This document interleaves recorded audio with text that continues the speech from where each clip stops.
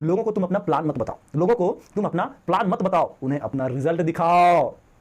तो देखो, कॉन्फिडेंस तुम्हारा तभी आएगा बाबू जब तुम अपने आप को रगड़ोगे, मेहनत करोगे, क्योंकि एग्जाम तुमको देना है तो मेहनत भी तुम्हें ही करना पड़ेगा। कोई वंदे मातरम साथियों और प्यारे विद्यार्थियों, तो आज क्या होने वाला है खास, ऐसे बैठ करके भैया जी क्या करेंगे हमारे साथ इस सेशन में बात। तो आज हम उस नए लफड़े के बारे में बात करने जा रहे हैं जो आपके साथ हो गया है। अरे वो लफड़ा नहीं, प्यार मोहब्बत वाला लफड़ा नहीं बाबू, एकदम नहीं। वो है सीबीएसई वाला लफड़ा यार, एमसीक्यू जो आ गया है, नया सिलेबस, एकदम नया एग्जाम का पैटर्न डिजाइन कर दिया गया है। नहीं घबराहट है, पहले होता था सब्जेक्टिव, नहीं कुछ आता था समझ तो लिख देते थे बीच में राम कथा, नहीं वो भी बुझाया तो लिख देते थे किसी का प्रेम कथा, नहीं तो अपना ही वो रहता था कथा, और सर से कहते थे गुरुजी कृपया करके नंबर का करें बरसात ताकि हम कर दें मैट्रिक पास।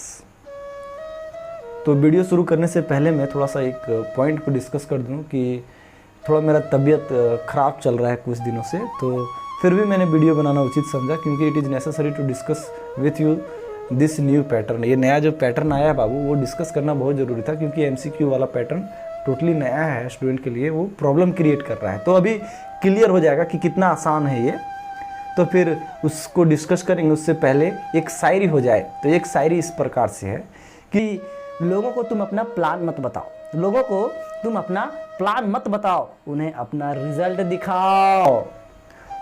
तुम्हारा प्लान बताने की ज़रूरत भी नहीं पड़ेगा, खुद पूछेंगे वो कैसे करते थे भाई, कैसे करते थे, कितने रात तूने जगे और कितने दिन तूने बेचैन में बिताए। तो हम यहाँ पे कोई तुम्हें बहुत बड़ा मेहनत करने का तरीका नहीं बताने वाले हैं, बहुत छोटे छोटे पॉइंट को डिस्कस कर रहे हैं, और वो पॉइंट को अगर तुम मान लेते हो भाई तो 40 नंबर का तो परीक्षवे है।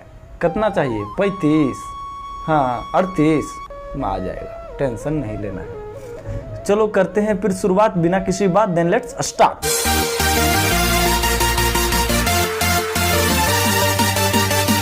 तो जो पहले होता था बाबू, कुछ सब्जेक्टिव टाइप का क्वेश्चन आता था जिसमें तुम्हारा जो पूरा हॉल सिलेबस रहता था, पूरा सिलेबस। अभी तो तुम्हारा क्या हो गया, सिलेबस रिड्यूस हो गया, ऊपर से आधा आधा कर दिया, आधा पढ़ लो एक टर्म में, उसको दूसरा टर्म में कोई लेना ही देना ही नहीं है भाई, उससे कुछ पूछेगा ही नहीं, जबकि पहले ऐसा नहीं था। तो पहले इस कंपेरिजन में पहले क्या था, चीज़ें टफ थी।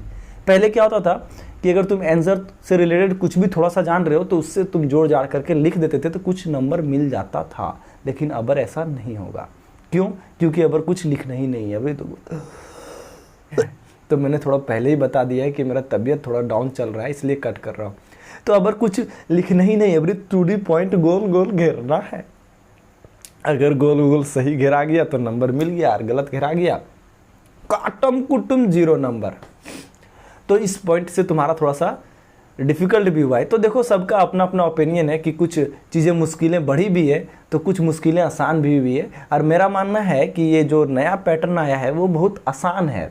क्योंकि देखो, तुम लोगों को एक तो पहला बात है कि बहुत कम पढ़ना पड़ेगा, और ऐसा है कि एमसीक्यू है तो बहुत कुछ पढ़ना पड़ेगा, तो ये तुम गलत धारणा लेकर के चल रहे हो, ये एकदम गलत है। अभी थोड़ा देर में क्लियर हो जाएगा कि बहुत कुछ पढ़ने का ज़रूरत नहीं है। तो फिर चलो हम लोग फिर इसका तैयारी कैसे करें भैया जी, वो बात आता है। तो पहला भाई कि अगर तुम्हारा दिमाग में ये चीज़ चल रहा है कि हम लोग ये जो एमसीक्यू टाइप का जो एग्ज़ाम होने वाला है उसमें थ्योरी का कोई लफड़े नहीं है, तो थ्योरी पढ़ना बंद कर देते हैं, तो ये गलत चल रहा है। इसको एकदम दिमाग से अभी का अभी डिलीट करो, निकाल दिए, निकाल दो। क्योंकि देखो, मैं अभी तुम्हें एक एग्जाम्पल देता हूँ कि अगर तुम मान लो लाइट चैप्टर पढ़ रहे हो भाई, अगर उसका थ्योरी क्लियर ही नहीं है, तो अगर मान लो इस तरह का सवाल दे सकता है कि नहीं, कि अगर कौन सा पोजीशन पे हम ऑब्जेक्ट को रखें in case of concave mirror के केस में कि वो इरेक्ट और वर्चुअल इमेज का फॉर्मेशन करे। कॉनकेव मिरर एक ही केस में देता है, तो वो रे डायग्राम को तुमको जानना पड़ेगा, प्रिंसिपल पोल के बीच में और कहाँ पे, फोकस के बीच में रखो, तभी तो देगा।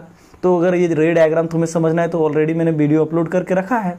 उसी तरह से अगर तुम्हारा आता है बायो में, तो बायो में तो भाई बहुत सारा तुम्हारा क्या है, थ्योरेटिकल चीज़ें हैं, तुमको तो उसको याद करना पड़ेगा, तुमको एंजाइम के बारे में जानना पड़ेगा, कौन सा एंजाइम किस चीज़ को क्या करता है, डाइजेस्ट करता है, रिस्पायरेशन किस तरह का प्रोसेस होता है, उसमें एनर्जी का फॉर्मेशन कैसे होता है, कैसे सेल क्या करता है, वो सब तुमको जानना पड़ेगा। कुछ कुछ टर्मों को जानना पड़ेगा कि क्लोजिंग और ओपनिंग ऑफ द अस्टोमाटा कौन रेगुलेट करता है, तो गार्ड सेल वगैरह, ये सब चीज़ तुमको टर्म कुछ जानना पड़ेगा।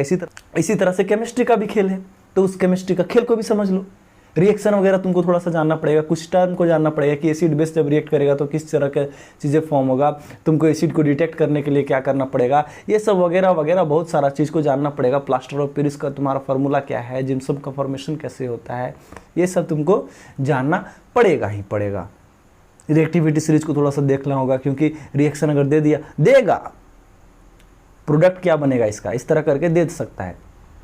तो ये तुमको मतलब कि थ्योरी पढ़ना ही पड़ेगा। इसी तरह एसएसटी का भी है, और इसी तरह से तुम्हारा क्या है, हिंदी और इंग्लिश का भी है। तो हिंदी इंग्लिश में क्या पढ़ना होगा, देखो कहानी तुम पढ़ लोगे तो तुम समझ जाओगे, कहानी पढ़ लेकर समझ जाएगा कि इसमें कौन का कैरेक्टर क्या है, ये कौन है, कब क्या हुआ था ये घटना, वो तुम कहानी पढ़ करके आंसर दे सकते हो। तो मेन तुमको फोकस करना पड़ेगा व्याकरण वाला और ग्रामर वाला पार्ट को, उसको थोड़ा सा देख लेना होगा। तो ये तुम्हारा क्लियर हो जाएगा। हिंदी इंग्लिश भी, एसएसटी का भी सेम लफड़ा है तुम्हारा, समझा। तो इस तरह से क्लियर हो जाएगा। मैथ में तुमको थोड़ा सा न्यूमेरिकल्स वाला भी पार्ट आएगा, जैसे लाइट का है, मिरर फार्मूला है, फिर तुम्हारा जो है रिफ्लेक्टिव इंडेक्स वगैरह कुछ कुछ है। तो वो सबसे रिलेटेड तुमको कुछ फार्मूलाओं को एक पेज में लिख लो, एक ही पेज में तो आ ही जाएगा, ज़्यादा कुछ तो है नहीं फार्मूला पढ़ना। तो उसको फिर क्लियर करो, उससे रिलेटेड 10-15 को क्वेश्चन कर लो, बस क्लियर हो गया। उसके बाद मैथ के पास आओ, तो मैथ के पास थोड़ा सा वर्ड प्रॉब्लम से रिलेटेड कुछ क्वेश्चन को कर लो, इक्वेशन को सॉल्व करने सीखो। जैसे पेयर ऑफ लीनियर इक्वेशन को तुम उठाते हो तो कुछ वर्ड प्रॉब्लम को कर लिया करो। डाउन स्ट्रीम अप स्ट्रीम वाला क्वेश्चन को करो, क्योंकि वो तो हटा नहीं है। तो देखो तुम वर्ड प्रॉब्लम का डेली लाइफ बेस्ड तुम क्वेश्चन जो है वो सब देख लो थोड़ा सा। उसके बाद तुम्हारा देखो इक्वेशन लिखने सीख जाओगे थोड़ा सा, तो तुम बना सकते हो। मान लो अगर इक्वेशन दे दिया तुमको, और तुमको बोला कि एक्स और वाई का वैल्यू निकालो, तो भाई देखो इक्वेशन दिया हुआ है तो दोनों इक्वल होगा, तो तुम कुछ कुछ पॉइंट को रख करके देखो, अगर उस तरह का चीज़ तुमको मिलता है ऑप्शन में तो टिक मार दो, बस गोल गोल घेर दो, हो गया। तो भाई बहुत आसान हुआ है। पहले क्या होता था कि तुम आंसर लाते भी थे तो थोड़ा सा डर बना हुआ रहता था कि भाई ये मैच करेगा कि नहीं, ये सही है कि नहीं। अब तो तुम आंसर लाओगे तो ऑप्शन में अगर मैच किया तो तुम कहीं ना कहीं सही जा रहे हो। एक तो तुमको कम से कम मिलेगा पॉजिटिविटी अंदर से कि कहीं ना कहीं हम सही जा रहे हैं। गलत अगर लाते हो आंसर तो तुमको ऑप्शन मिलेगा ही नहीं, अगर वो ऐसा तो तुम क्या कहोगे, नहीं गलत बनाए। तो ये क्लियरिटी, एक अंदर से कॉन्फिडेंस देता है ये एमसीक्यू वाला, एक फ़ायदा है। समझे यहाँ तक क्लियर। तो देखो अब ये अगस्त समझो लगभग ख़त्म है, मान लेते हैं कि ख़त्म हो गया, 10-12 दिन बचे हुए हैं। तुम कब वीडियो देख रहे हो ये मुझे नहीं पता, लेकिन जब मैं बना रहा हूँ तब, तो अब 2-3 महीना तुम्हारे पास जो बचा हुआ है उसमें तुम पहले क्या करो, 1 महीना ऐसा करो कि जितना भी थ्योरी वाला पोर्शन है सिलेबस में, उस थ्योरी वाला पोर्शन को एकदम रगड़ दो, कवर कर दो, एकदम पूरा थ्योरी पढ़ लो। 15 दिन का टाइम बचेगा तो तुम क्या करो, सिचुएशन मतलब कि ये न्यूमेरिकल्स वगैरह है, वर्ड प्रॉब्लम वगैरह है, उस तरह का सारा क्वेश्चन को कर दो। तो कहाँ से करना है, एनसीईआरटी उठाओ और करना शुरू कर दो पूरी। अब आता है बाबू तुम्हारा पास जो बचा हुआ टाइम है एमसीक्यू करने का। तो एमसीक्यू तो एनसीईआरटी में है नहीं, तो क्या करें, कौन किताब ले लें। तो देखो किताब तुम चाहो तो ले भी सकते हो और चाहो तो नहीं भी ले सकते हो। तो फिर क्या करें, किताब नहीं लेंगे तो फिर एमसीक्यू कैसे करेंगे।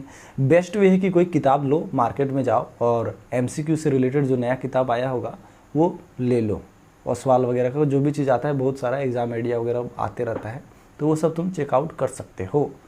नहीं तो फिर क्या करना है, थोड़ा कट आउट हो रहा है क्योंकि बीच बीच में मुझे थोड़ा सा प्रॉब्लम हो रहा है बाबू, इस वजह से।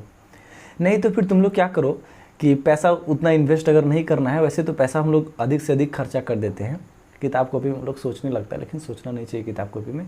और मान लो अगर नहीं हो पा रहा है खर्चा करना, तो क्या करना है कि नेट तो डलाते ही होगे, गूगल तो होगा ही, तो गूगल में जाओ और तुम लेटेस्ट सिलेबस के अनुसार जो भी तुम्हारा एमसीक्यू बनता है चैप्टर से रिगार्डिंग, उसको क्या करो, उस सैम्पल पेपर को, पीडीएफ को डाउनलोड करो और धड़ाधड़ क्वेश्चन करने लगो, बस रगड़ो अपने आप को। भाई देखो जिस तरह से सोना में निखार तभी आता है जब उसको घिसा जाता है, तो तुम्हारा भी चमक तभी निकलेगा जब तुम अपने आप को रख दोगे। तो देखो, मेहनत के आगे सब कुछ झुकता है, तो ये तुम्हारा एग्ज़ाम का पैटर्न नहीं झुकेगा। अगर तुम सही से मेहनत करोगे तो सही से मेहनत करना शुरू कर दो। ये तुम्हारा तरीका हो गया। पहला तो तुम थ्योरी को कवर करो, दूसरा क्या करना है, एनसीईआरटी का पूरा क्वेश्चन कर लेना है, एकदम डिट्टो। जितना भी एनसीईआरटी का तुम्हारा इंटेक्स्ट क्वेश्चन है, इंटरनल क्वेश्चन मतलब तुम्हारा जो एक्सरसाइज क्वेश्चन है, वो सारा करना है। जो नया सिलेबस है उसके अनुसार, जो चीज़ हट चुका है उसको नहीं देखना है। अभी एग्ज़ाम के लिए मैं बता रहा हूँ, एग्ज़ाम के पॉइंट ऑफ व्यू से। तो वो सारा चीज़ को पहले कवर करो, एनसीईआरटी को पहले फोकस करो। एनसीईआरटी बेस्ड क्वेश्चन को ही करना है, एक्स्ट्रा नहीं करना है एग्ज़ाम के पॉइंट ऑफ व्यू से, क्योंकि जो चीज़ें तुम्हारी आने वाली है एग्ज़ाम में वो एनसीईआरटी बेस्ड ही रहेगी, इतना जान लो। अब आती है बात कि एग्ज़ाम में जाएं तो कॉन्फिडेंस अपने आप को कैसे दें। तो एग्ज़ाम में जाओ तो कॉन्फिडेंस तुम्हें इस तरह से मिलेगा कि तुमने थ्योरी कवर कर चुके हैं, एनसीईआरटी का सारा क्वेश्चन कर चुका है, उसके बाद सैम्पल पेपर भी एमसीक्यू बेस्ड वो कर चुके हो, सैम्पल पेपर सीबीएसई लॉन्च करेगा उसको भी कर लेना है पूरी। तो तुम्हारा इतना सारा चीज़ कवर हुआ रहेगा, तो एग्ज़ाम में जाओगे तो पहले जनरल इंस्ट्रक्शन को जा करके चेकआउट कर लेना कि क्या दिया हुआ है, नेगेटिव मार्क का मतलब कोई है या स्कीम क्या, कि अगर गलती करते हैं तो नंबर घटेगा, ऐसा कुछ रहेगा नहीं, घबराने वाली बात नहीं। लेकिन एक बार चेकआउट कर लेना। और मान लो जो चीज़ नहीं जानते हो तो कोशिश करो उस चीज़ को पढ़ो, पहले क्वेश्चन को, उससे रिलेटेड तुमको कुछ ऑप्शन में दिख रहा है तो फिर उसको मार दो, टिक आउट कर दो।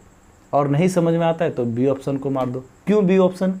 क्योंकि इस तरह का मतलब एक बोल सकते हैं कि रिसर्च टाइप का कुछ चला है जिसमें बोला गया है कि एमसीक्यू में ज़्यादातर बी ऑप्शन जो है सो आंसर होता है। देखो, ये तभी अप्लीकेबल करना जब तुम्हारा दिमाग पूरी ब्लैंक हो जाए, कुछ समझ में ना आए, तब ही बी ऑप्शन को चूज करना। अन्यथा क्या करना, बी ऑप्शन की तरफ रिफ़र नहीं करना अगर आंसर वो नहीं है तो। ये चीज़ क्लियर है? तो देखो, कॉन्फिडेंस तुम्हारा तभी आएगा बाबू जब तुम अपने आप को रख दोगे, मेहनत करोगे। क्योंकि एग्ज़ाम तुमको देना है तो मेहनत भी तुम्हें ही करना पड़ेगा, कोई और आकर के नहीं कर देगा। तो तुम्हारा ये चीज़ क्लियर हो गया होगा। मैं फिर से एक पॉइंट को रिकैप करवा देता हूँ कि किस तरह से तैयारी करना है।